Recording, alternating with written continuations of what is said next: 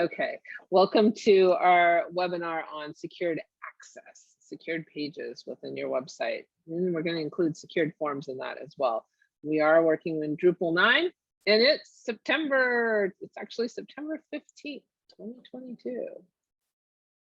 All right, your team that is presenting for you today, I am Allison James.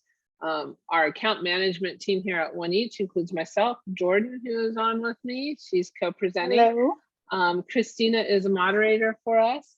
And Chrissy is our newest account manager, and she is meeting with many of you now, getting started with new accounts.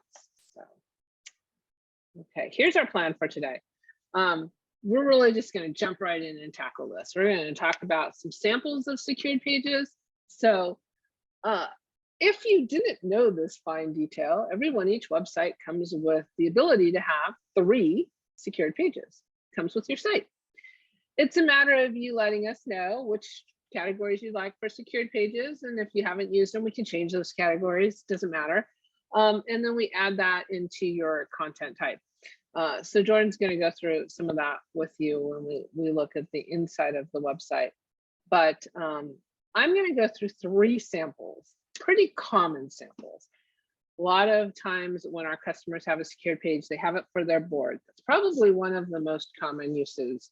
And you know, in today's digital world, I really think it's such a great thing to like not have to print out packets and burn trees and have all of this paper. We're digital, right? So the digital experience of having them log into a board page and access materials there and have it all in one place is fantastic. Staff page is probably a little less common that I see, but I do have some customers who are really using it in some neat ways. So I created some sample ones on our demo site because I can't just log into secured pages on people's random sites. So I created sample ones of all these and I'll be logging into them in a second. And then the volunteer pages, specifically, this one I've focused a little bit more so on our United Way group, who a lot of times have volunteer boards reviewing agency applications and that kind of stuff. I've also had educational foundations have boards volunteer groups log in and rate scholarship applications, anything along those lines. So we'll go through that here in just a moment. Authenticated users. These are our folks who are maybe not in a secured group, such as the board, the staff, or the volunteer, but they have special access to either certain content or to create and save forms. So we'll talk about them. Web forms, Jordan is gonna dig in deep on the whole web form setup and permissions, and she's gonna do that nitty gritty stuff for you on how to get those put into place. Email handlers, all the cool stuff. And then we'll close out with questions. That's just kind of our plan today. It won't take us super long. I don't think we'll probably finish before the hour as I anticipate, but so we're going to go ahead and just get started. Let me jump off to my screen here, hopefully. Maybe not. There we go. This is our demo site. And on our demo site here that we have, I have a login. Most of us have a login. So if you set up secured areas, how does this work? How does it work for the visitor who's coming to the site? So let's do board first. Okay, board members, we've set you up usernames and passwords. And by the way, the best practice would be to have them each have their own username and password, not a generic one for everyone. I can't tell you how many times I've gotten a call from someone going, well, one of our board members decided to change the password and now nobody can get in, or someone tried and locked us out for 6 hours and we can't access the stuff. Best practice is you will end up having a username and password for each board member. We'll go through that process in a minute. So what you tell your board members to do, or any of your secured groups to do, is log in. Step 1, log in. Most of our sites have a login either at the bottom, some of them are at the top of the site. Wherever it's placed on your website, you do want to know where your login access is. You probably know that. So you can go ahead and click the login. and come to the login screen, I've got this set up for board. So I'm going to log in as a board member. So I'm excited to show you this layout for board.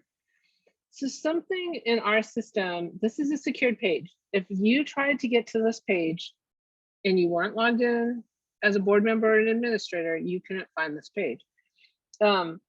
Our system, of course, has components. Sometimes you have to request that this component feature get added to your secured pages. We've had that on our list for you at the end on things you might want to ask for from our team. But here's a sample board page. Check it out. And I've based this off of what our customers are doing. So they have a little welcome on the side here with the date and time. Here's a board packet. You can click the link. There's the agenda. There's the minutes from last one. Here's the treasurer's report. Then on the other side, they're doing their RSVPs. And every board member is expected to log in. Every board member is expected to RSVP. So if they say, yes, I'm attending, maybe, it's a 6 o'clock meeting. We're offering pizza or salad or none of the above or whatever you want to do. And then they have comments and stuff for the thing. So just an idea of something you could do on a board secured page. Also, very common to see this kind of thing. Past minutes, agendas, treasurer's reports, whatever documents you want to place out there, hyperlinks to the past ones from years. What a great place to have this all housed, right? And accordions really make this very nice as far as organizing it up. Then further down this page, I have tabs for different committee groups. And they can have whatever information they want to have out about their committees. You could go on and on with this page, and you can have as many secured, like this could be a separate page for the communications under board secured. You could have a separate page for finance. I've just consolidated it all into one page, but once you have a secured area, you can have as many pages within that secured area type as you want. So you could have buttons going out to different pages and setting it up different ways. So I really wanted you to see an idea of what this could look like for you and how that might process. Okay. So at the bottom is the log out. So I'm going to log out as a board member. I'm going to now log in as a staff and show you my staff sample that I created. Hopefully right now what you're doing is getting some ideas. These are real ideas of what folks are doing on their sites in the area of secured. So let's do the staff login. And our team can set for you that when I log in as a staff member, I automatically land on the staff page. So when I logged in as a board member, I automatically went straight to that page. I didn't go to another screen and have to figure out where to go. I went straight there. So that's part of what the secured areas can do for you. So here's a staff page. We have a meeting every Wednesday at 10 a.m. Here's the Zoom link they can click on, paydays, holidays, resources, just stuff out here that you might have for your staff. But this part down here I actually took from a customer. It was an organization that works with seniors, and all of their staff is required to do a number of trainings. And what we developed here, I thought this was pretty cool, so I thought I'd share it, is they developed a training tracker. I'm going to click it. It's going to open in another tab. In our system with the forms, this web form is for them to track all the required training that they have to do in the year. So from January to December, you must do all of these. So while they're logged in, they'll come in and they'll put down the date they did the safe food handling training, and they could add any additional trainings that they're going to do. So let's just say that safe food handling training was 2 hours. All of their training, when they put this in here, is actually totaling and summing for them. And this is their HR department so excited to have this captured here. So when they're done putting their stuff in, they're going to click Save Draft. And then as they do another training, they'll come back and do the next one, and they're just going to capture it and collect it for the year, which I think is just a fantastic thing. If there's any tracking you need to do, any numbers, I have had some do online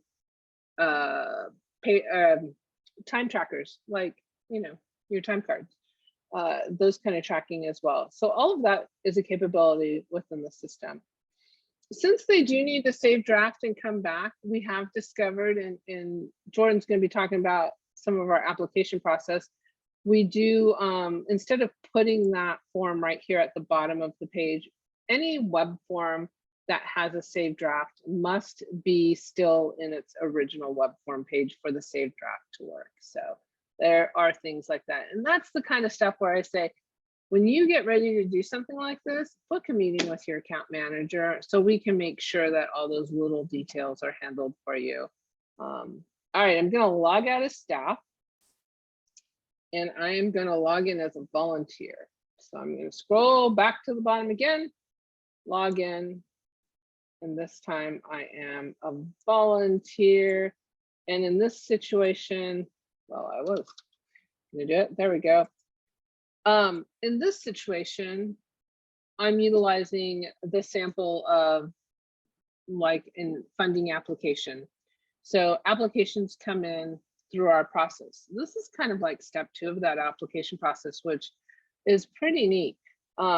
If I'm the volunteer reviewing applications coming in, all you have to do is a link the actual PDF of the applications to the page so that the review person can log in and they can sit here and like read through this. Obviously, this is fake stuff.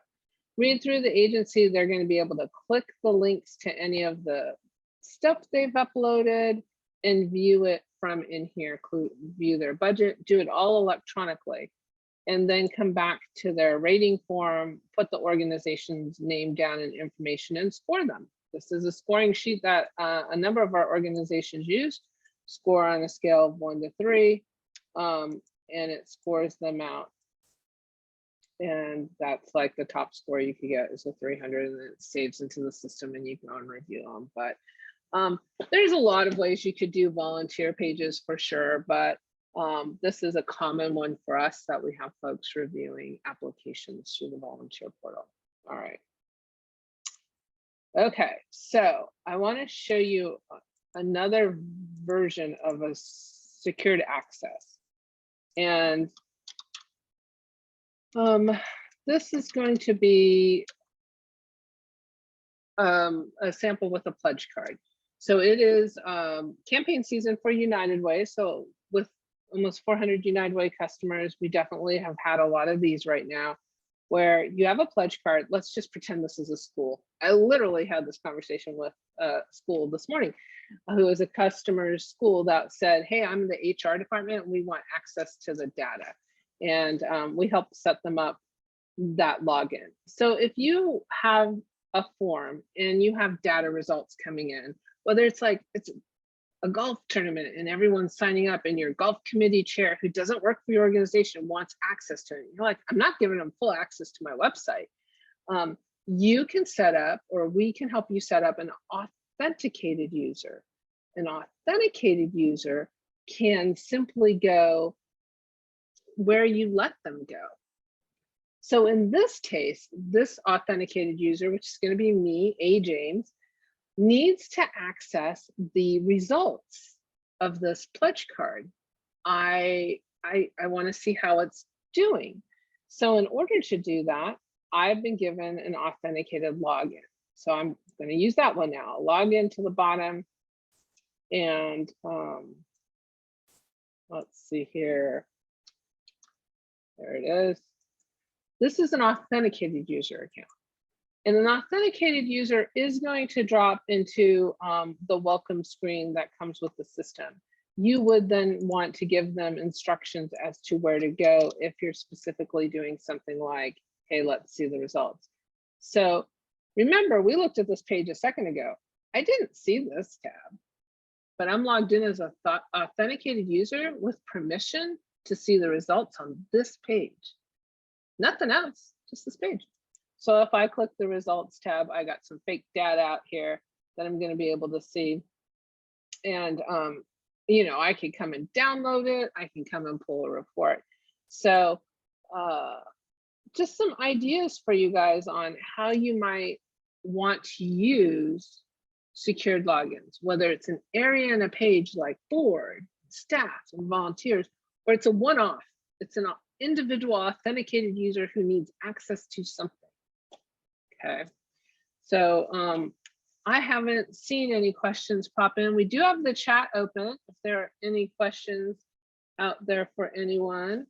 But that's kind of my part that I wanted to share with you. I hope those were some neat ideas. I am going to be handing off to Jordan so she can continue on with the whole setup of the whole thing. There we go. Screen adjusted here, and we'll share now. And hopefully you are looking at an apply page. Perfect. All right. So, and that was a great kind of segue into my first section, talking about authenticated user accounts, because I wanted to show what we see a lot, especially with United Ways, but really any web form that you want to kind of limit access to, you can have users create their own authenticated user account on their site, which then would give them permission to just see a specific form. So a perfect example of this would be the agency applications or a funding request form that you need someone to fill out. And the biggest benefit of having them set up that authenticated account would be that so they can save a draft and come back and continue to work on it. On those web forms that you don't have, authenticated users on, it's harder for them to save a draft, come back later when they have more information, especially if it's more of a complex form that they need to fill out. So that's a big benefit of doing some of your forms this way.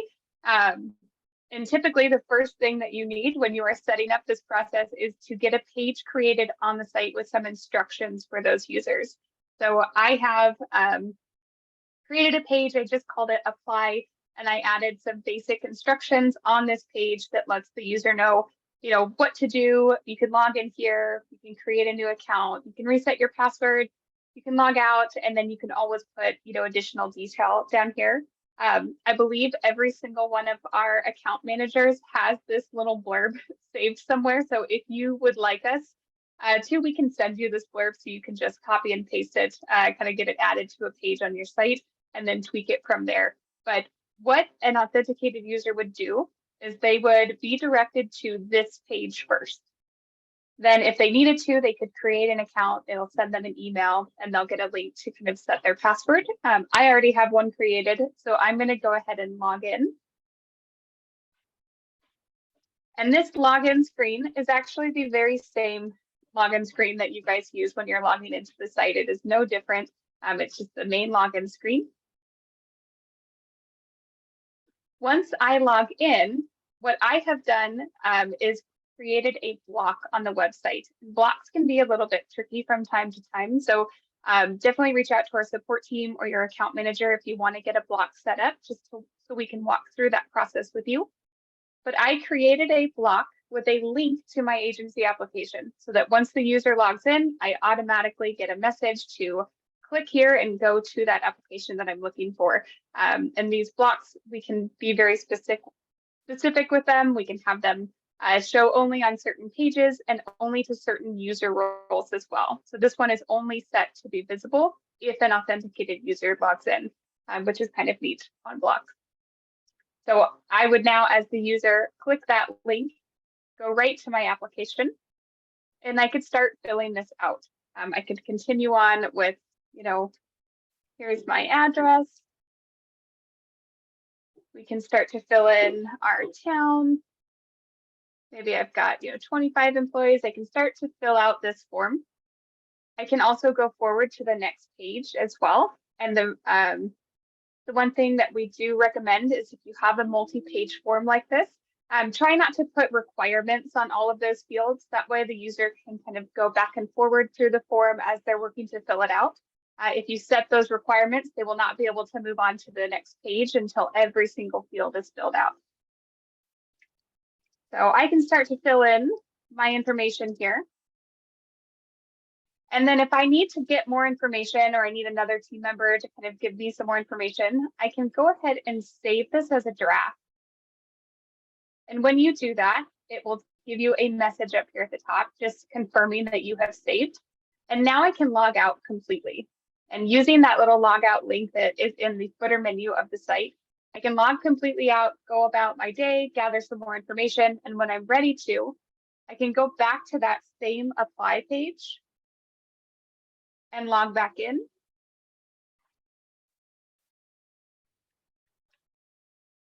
And when I go back to my application, I should be able to see all of the information that I saved. Here's that provided background info that I had typed out. If I go back to the previous page, here's the all the fields that I had started to fill out. So it's a great way to kind of capture that process if you're giving people, you know, a good amount of time to fill this out. So wanted to showcase this. Then when they're done, the way we have our template web form set up is that they can preview their results, which we don't see a lot, but you can always add a preview option to your web forms. So before they submit the final form, they can preview it themselves and make sure that they have entered in all the correct information, and then they can submit after that preview. You know, for big forms, Jordan, I actually highly recommend that you do the preview first, because then they have to click preview before they get the submit button. I've seen before where if the submit button's there and they accidentally hit it and then they're like, oh no, I didn't mean to hit it yet. So the preview like just kind of saves them from accidentally submitting before they mean to. So it's just one of those, I think it's a safeguard and it's not a bad idea, especially those big forms you guys got out there. Yeah, those multi-page ones, I've done it myself before where I previewed something and I'm like, oh, I forgot this section. I need to go back and fill that out before I submit something. So it's a great, great tool to add to your web forms. All right, so now I wanted to walk through just how do you set that form up so that authenticated users can go through that process. So I am going to log in now as my admin user account. And I'm going to go to that web form specifically. And again, if you are in Drupal 8 or 9, all of your web forms are within your admin menu under structure and then web forms. And here is the agency application. I made a clone of it for our webinar. We do have a template agency application that we can clone to your website for you for free. So that's something you can ask our support team for if you are wanting a base to get started. However, none of the settings are set. So we can clone the form over, but you do need to go in and just double check those settings, which we'll cover today. So once I'm in the form, I want to navigate over to the settings tab. And the first place that I like to start personally is over on the right-hand side with the access settings here. There are 3 areas that we need to adjust in order to make this work so that authenticated users only can view and submit on this form. And the first area is in this create submissions section. Typically this is checked for both anonymous and authenticated users. We want to uncheck anonymous so that only authenticated users can see this form and submit results on it. The next area is going to be the view, not view any. We want to view any with nothing. We want to view own so that the user can view their own submission. So we want to check that box for authenticated users as well. And then the last area would be update own. So the user can update their own submission as they need. So again, we are going to check authenticated user there. Hey, Jordan. Yeah. Go ahead and scroll back up. So the one with view any submissions, I checked volunteer because that's the review committee. So remember when I was just logged into that volunteer page and I clicked those applications, the way you allow a secured group to be able to view the submissions, because this category is view any submissions, is you got to check their role and give them access. Awesome. Thanks for pointing that out, Allison. And yes, that is correct. Yeah, if you are if you are having that committee come in, then yes, you want to adjust those view submissions. But if you haven't gotten to that point yet, if this is the initial setup and you're just trying to get it going for those authenticated users, then we can leave this section blank for now, but I'll leave that checked. Thank you. All right. The next place I like to go. Oh, thank you. All right. Once I've set up all the access settings, I like to come over to the submission settings. There's 2 areas in here that I like to double check. And if we scroll down, it's closer to the bottom of this page, but it is the submission draft settings. And typically authenticated users is already checked, but I like to just double check that that one is there. But this is what allows those users to save a draft and come back and continue working on it. So we want to make sure that authenticated users is checked on this box. I also double check that this allow users to save multiple drafts is unchecked. We have seen that cause just a lot of confusion in the past. If they're creating a new draft every time they log in and save, then none of their work is kind of on one form. It's on spread out across multiple forms, and it can be a little bit of a pain. So I recommend not giving users the ability to save those multiple drafts and have them just keep working off the same draft every time. One other area that I wanted to point out, which is kind of a cool thing, is this submission autofill settings. So if you are planning on using this same form year over year, meaning you don't have really any big changes that you're going to make to the form, there's no major questions, you're not removing a whole section. One of the things that you can do is have the form autofill with the previous submission data, so that if that same authenticated user account logs into the site the following year, their entire submission from last year will auto-populate all the fields, and they can just go in and update the necessary changes for this year, which can save people a lot of time, especially if those questions are the same year over year. Our recommendation here for this would be to not put the year in the form name. So we would say, don't call it agency application for 2022, just call it agency application, so that those years, that form can be used year over year. Did I catch all of that, Allison? Anything to add with the autofill? Awesome. So kind of a neat thing, definitely saves some time. Yeah, no, that autofill has been great too. I mean, your organizations who have to fill out these big forms are going to love you. You do need to stress to them that they need to update content, but man, and we've all done these kind of forms, and to be able to save that kind of time is very helpful. But probably the big thing we see happen is that everyone just makes a copy of it for the next year. Well, if you do that, then their submission isn't on that new one, it's on the last one. So rethinking that a little bit, like just keep using the same form. You can pull data by year. So, go ahead. Mm-hmm. Sorry. Yeah. I am going to move on now to the email and handlers. It's always a very smart idea to make sure you've got email handlers set up on those forms so that in real time you're capturing those results as they come through. On this form in particular, we have a email going out to the person that filled it out, just confirming that they have completed the form, as well as to the site default email address, which is typically like our admin at oneeach.com email or whatever your main email address is, but these can be customized and changed to whatever you need them to be. The one thing I like to point out here is that usually these forms have that PDF results element added at the very end of the form, so that in that email you get a nice attachment with a PDF of the entire form results. And what we would suggest doing is when you're in the email handler, coming down to this included email values markup section.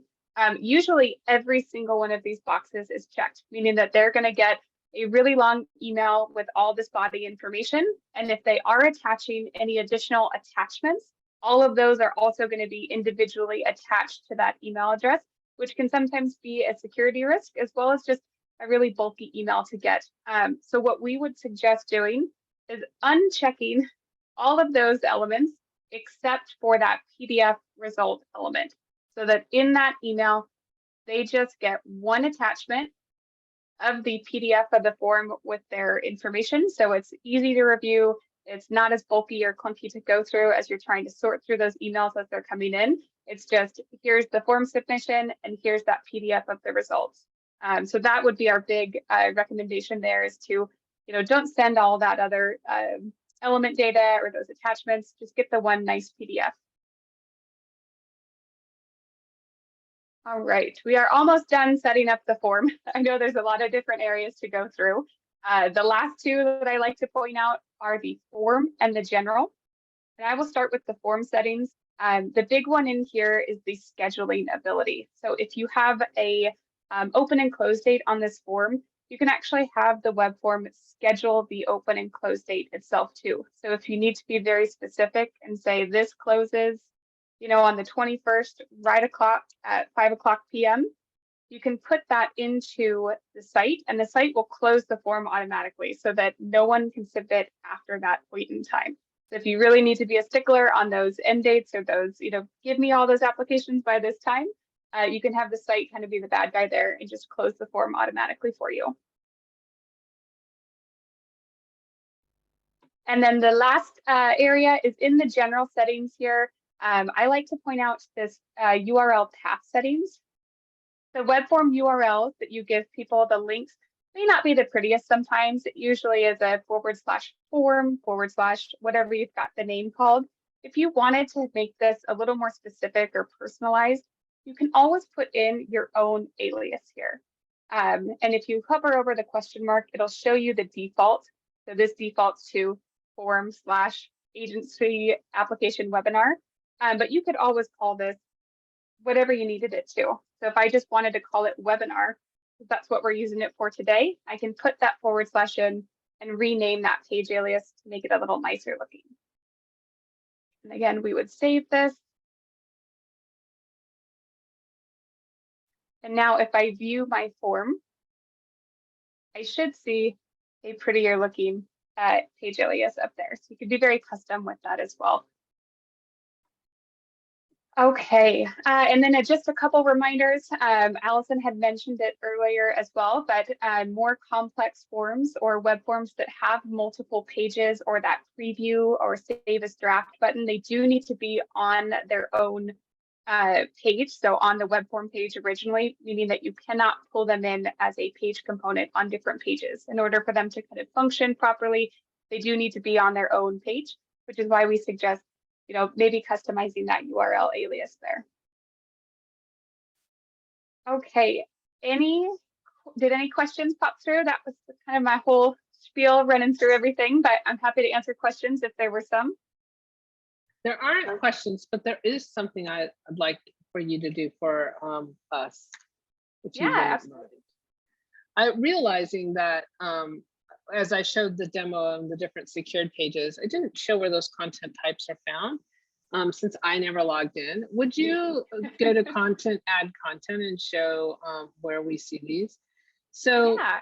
Under content, add content, see the 3 secured pages: secured staff, secured board, and secured page volunteer.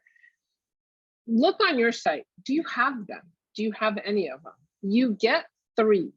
We would typically have asked you that when we initially built your site, but that might have been a few staff ago and they might have said, no, we don't want secured pages. So if you are not seeing 3 secured areas on your site, you can request them from our team and we're happy to add them. The other thing is that a lot of times they don't necessarily have the add components at the bottom. If you're not seeing that on your secured pages, please put in a ticket and we'll add those, which is part of our next slide, but I wanted to show that visually, so thank you. Okay. Yeah, no, it's great to show this as well. So yeah, they're very easy to add, just like you're adding a new basic page. You just have to make sure you're selecting that secured page. And I'll also go a step further and just show you guys that you can also filter out to see what you've got in here. If you are creating kind of multiple secure pages within that area, you can also filter by that content type, secure page for board, and see all of the pages you have created for that specific area as well. So you'll be able to kind of find that content and manage it just like you do your rotor images or your basic pages or your news posts too. It's a great way to discover what past staff have sometimes done. I recently, literally, we just found a whole bunch of minutes from like 2016 for an organization. And they're like, wow, this is kind of cool that this is all out here because I don't even think we have it anywhere. And it was in a saved board secured page. So you never know. You might actually have some really important stuff out there. So go see what you've got if you have them, if they exist, especially if you haven't been the one that's managed the site the whole time. Take a look at that. But yeah, I would encourage you to see what you have. Make sure you have them if you're wanting to use them. And if you have them and you haven't used them, we can rename them. Names, so that's fun. Oh yeah, I've done that with a few of our customers as well. As they had originally set up a secure area, for staff, and they said, we're not really going to use that. Can we retitle it? And absolutely we can. We can kind of repurpose that to whatever's going to fit your needs better. All right, I'm going to jump back to the slideshow here. Here we go. And jump to our closing details. So there were a couple of things that we went over today that you may want to get in with our support team. So for the secure areas, if you do not have your 3 or you need to add another one if you're ready for it, please let our team know. They'll just need to know what you want the area called, and then they can walk through that process of getting user accounts created for those secure areas with you. As Allison recommended, we do suggest having everyone have their own login to that secure area. What I see done most commonly is just an Excel sheet on your end with username and password. You can send that entire Excel sheet to our team. They can import it and get those user accounts created. And then you've got a master sheet because someone's going to come back and say, I can't remember my password. What's my password? You'll be able to pull that up. And then the third support request for those secure areas was if you do not see those page components in there, if it's just that one body area, go ahead and ask our support team to get page components added to your secure areas. If you are working on setting up that authenticated web form process for a grant application process, funding application, agency application, typically we put a block in place so that once those authenticated users log in, they've got a quick link to get to that form. If you need help getting that block in place, you can contact our support team. You can also reach out to your account manager as well. And if you do need that agency application that we showed today, you can ask our team to clone that over to your site. There is no charge to have that done. So the link to that application is here. You can send that directly to our support team. We also encourage booking some time with your account manager. Allison, Christina, Chrissy, and myself are always available. We've got our meeting links up here. So if you have questions about these secure areas or authenticated forms or need help getting those set up, please book meetings with us. We're happy to walk through all of that with you. And lastly, upcoming webinars. So we have our October webinar coming up on October 20th. It is going to be all about end of year giving and Giving Tuesday. So time to start preparing the sites and getting some great pages up to really capitalize on that end of year giving time. The following webinar in November on the 17th will be about an exciting new tool that we have called Mindful Giving, which turns essentially your Amazon wish list into a really powerful tool directly on your site. So super excited to showcase that. We'll have a little preview of that in our October meeting as well. Allison, anything to add? No, you've done a great job as always. And I did expect that we wouldn't go a full 2 hours unless, or 2 hours, 1 hour, unless there were a lot of questions, but I'm not seeing questions come in. We are happy to entertain any questions you might have about this and this process. It's a great tool. The Secured Pages is a great tool and can really save you time and put some accountability back on individuals to log in and get the stuff. Questions? All right. Well, we thank you very much for joining us, and we look forward to talking to you some more and seeing you in our October and November webinars coming up. Yeah, thanks everybody for joining.